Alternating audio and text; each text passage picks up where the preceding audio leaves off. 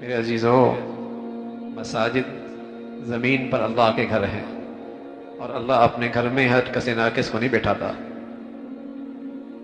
آپ بھی تو اپنے گھر میں ہر ایک کو نہیں بلاتے، اور پھر بلا کر اتنی محبت میں بٹھاتے بھی نہیں ہیں۔ تو یہ اللہ کا کرم ہے کہ رات کے اس حصے میں اللہ نے اپنے گھر میں بلایا ہے۔ اللہ کرے سارا عشرہ ہی ایسا گزر جائے،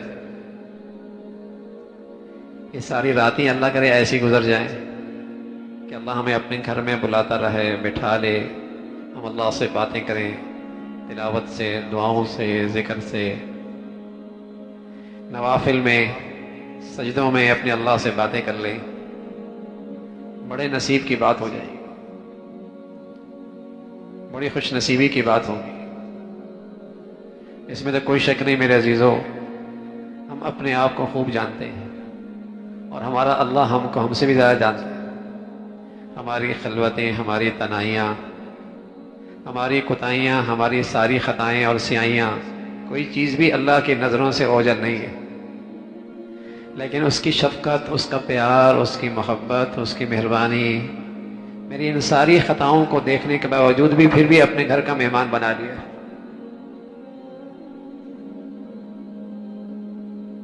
کوئی نہیں ایسا کرتا سوائے رب کے، سوائے اس رحیم اور مہربان ذات کے۔ تو اللہ کا بڑا فضل ہے، اللہ ہمیں دل سے شکر کی توفیق نصیب فرمائے۔ شکر کرو گے نا میرے عزیزو، ہمیشہ اللہ کے گھر آتے رہو گے، اور ہمیشہ زندگی بھر اللہ اپنے گھر میں بلاتا رہے گا، ہمیشہ مولا اپنے گھر میں بلاتا رہے گا۔ اس امت میں سب سے بڑے اللہ کے نبی کے بعد ابو بکر ہیں، پھر عمر ہیں، پھر عثمان ہیں، پھر علی ہیں، رضوان اللہ علیہم اجمعین۔ یہ اللہ کے سب سے بڑے ہیں، اور ان کی زندگیاں دیکھتے ہیں تو ملتا ہے کہ یہ اللہ کے گھر میں ہمیشہ سب سے آگے ہوا کرتے تھے۔ یہ اللہ کے گھر میں ہمیشہ سب سے آگے ہوا کرتے، اور خود پیارے رسول صلی اللہ علیہ وسلم تو ساری زندگی ہمیشہ سب سے آگے ہوتے تھے۔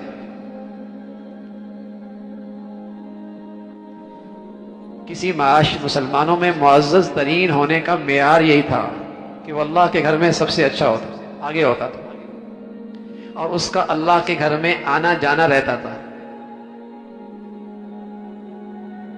اس کا اللہ کے گھر میں آنا جانا رہتا تھا۔ انما یامر مساجد اللہ من آمن باللہ والیوم الآخر واقام الصلاۃ وآتى الزکاۃ ولم یخش الا اللہ فعسى اولئک ان یکونوا من المہتدین۔ کون بناتے ہیں اللہ کے گھر، کون آباد کرتے ہیں اللہ کے گھر؟ فرمایا اللہ کے گھر بناتے بھی وہ ہیں، اور اللہ کے گھر کو آباد بھی وہی کرتے ہیں جو اللہ سے محبت کرتے ہیں۔ ایمان والا اللہ سے محبت کرتا ہے، والذین آمنوا اشد حبا للہ، ایمان والا اللہ سے کوٹ کوٹ کے محبت کرتا ہے۔ فرمایا اللہ کا گھر بناتا کون ہے، اللہ کا گھر آباد کون کرتا ہے؟ فرمایا جو اللہ سے محبت کرتا ہے۔ ایمان لانا اللہ پر، اللہ سے محبت ہے، تو جو اللہ سے محبت کرتا ہے، سچ ہی ہے کہ جو اللہ سے محبت کرتا ہے یہ علامت ہے کہ اللہ بھی اس سے محبت کرتا ہے۔ تو اللہ کے گھر بناتے وہ ہیں، آباد وہ رکھتے ہیں، اللہ کے گھروں میں آتے جاتے وہ ہیں جن سے اللہ محبت کرتا ہے، جو اللہ سے محبت کرتا ہے۔ تو اللہ کی محبت میں پہلے نمبر پہ محمد الرسول اللہ، اللہ کی محبت میں پھر سب سے آگے ابو بکر، عمر، عثمان، علی رضوان اللہ، یہ اللہ کی محبت میں سب سے آگے، تو اللہ کے گھر میں بھی سب سے آگے۔ آپ علیہ الصلوۃ والسلام مدینہ منورہ تشریف لائے، اور آپ نے ایک جگہ پڑاؤ ڈالا مدینہ منورہ سے باہر، اس جگہ کا نام تھا قباء، قباء کا علاقہ، قباء کی بستی۔ تو وہاں جب پڑاؤ ڈالا تو آپ علیہ الصلوۃ والسلام نے جہاں ٹھہرے سب سے پہلے جو کام کیا وہ اللہ کا گھر بنایا، اور خود آپ علیہ الصلوۃ والسلام پتھر لا رہے، گارا بنا رہے، تعمیرات میں شریک ہو رہے۔ پھر اللہ نے اس گھر کو اتنی عزت بخشی کہ آپ علیہ الصلوۃ والسلام نے فرمایا جو بھی اپنے گھر سے وضو کر کے میری اس مسجد میں آ کے 2 رکعت پڑھے گا اسے ایک عمرے کا ثواب ملے گا۔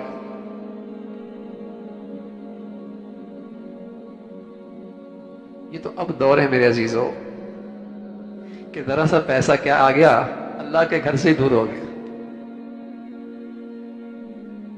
چھوٹا سا عہدہ منصب کیا ملا، اللہ کے گھر سے ہی دور ہو گیا. کچھ آگے پیچھے نوکر چاکر کیا ہو گئے، اللہ کا دروازہ ہی بھول گیا. یہ تو اس دور کی بیماری ہے. ورنہ مسلمانوں میں تو جو جتنا زیادہ معزز ہوا کرتا تھا، شریف ہوا کرتا تھا، عزت دار ہوا کرتا تھا، اللہ کے گھر میں اتنا آگے ہوا کرتا تھا. اللہ اس کے نبی سے بڑھ کر تو کوئی عزت دار نہیں ہے، اللہ کے نبی سے بڑھ کر تو کوئی معزز نہیں ہے. تو زندگی دیکھیے نا، سیرت دیکھیے آپ کی، ساری زندگی آپ اللہ کے گھر میں سب سے آگے.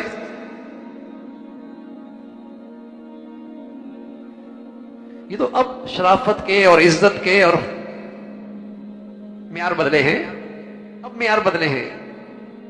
ورنہ مسلمانوں میں تو عزت اور شرافت کا معیار یہی تھا کہ اللہ سے جو محبت کرتا ہے وہ اللہ کا گھر کا ہوتا ہے. مسلمان کی زندگی ہوتی ہی مسجد سے تھی. تصور نہیں تھا مسلمان ہو اور اللہ کا گھر نہ آتا ہو. تصور نہیں تھا کہ مسلمان ہو اور اللہ کے گھر نہ آتا ہو.